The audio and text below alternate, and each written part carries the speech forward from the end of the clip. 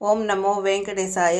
திருமலையில் சுபதம் என்ட்ரி ராஜகோபுரத்தின் முன்னதாக இருக்கக்கூடிய இந்த இடத்திலிருந்து ரூபாய் 1,00,000 நன்கொடை அளித்தவர்கள் தரிசனத்துக்கு பிற்பகல் 12 மணி பிறகு 5:35 மணிக்குள் சென்று தரிசிக்கலாம் பெருமாளை. இந்த ஒரு திட்டம் இருக்கிறது. இந்த 1,00,000 ரூபாய் கொடுத்த டோனாருக்கு ஒவ்வொரு வருடமும் ஒரு வஸ்திரம்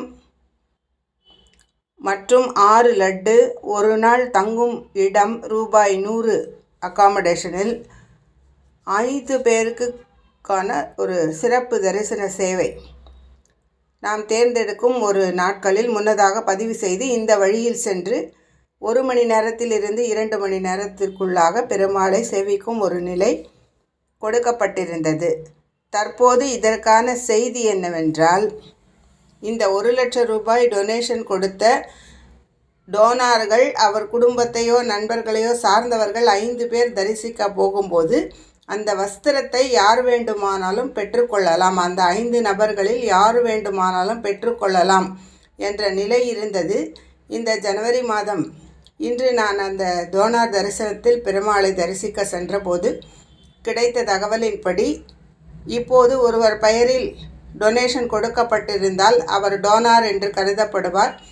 அவருடன் 4 பேர்கள் சேர்ந்து மொத்தம் 5 பேர் தரிசிக்கலாம். யார் டொனேஷன் கொடுத்தார்களோ அவர்கள் நேரடியாக வந்திருந்தால் மட்டுமே அந்த வஸ்திரம் வழங்கப்படும். அவர்களை புகைப்படம் எடுத்துக்கொண்டு பதிவு செய்து கையொப்பம் பெற்றுக்கொண்ட பிறகே அந்த வஸ்திரங்கள் டோனார் செல் ஆஃபீஸில் திருமலையில் வழங்கப்பெறும்.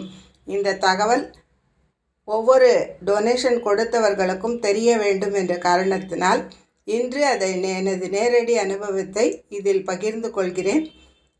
ஒவ்வொருவரும் அந்த டொனேஷன் யார் கொடுத்தார்களோ, யார் டோனார் என்ற பெயர் பதிவு செய்யப்பட்ட டிஜிட்டல் பாஸ்புக்கில் இருக்கிறதோ அவர்கள் மட்டும் நேரில் வந்தால்தான் வஸ்திரம் கிடைக்கும்.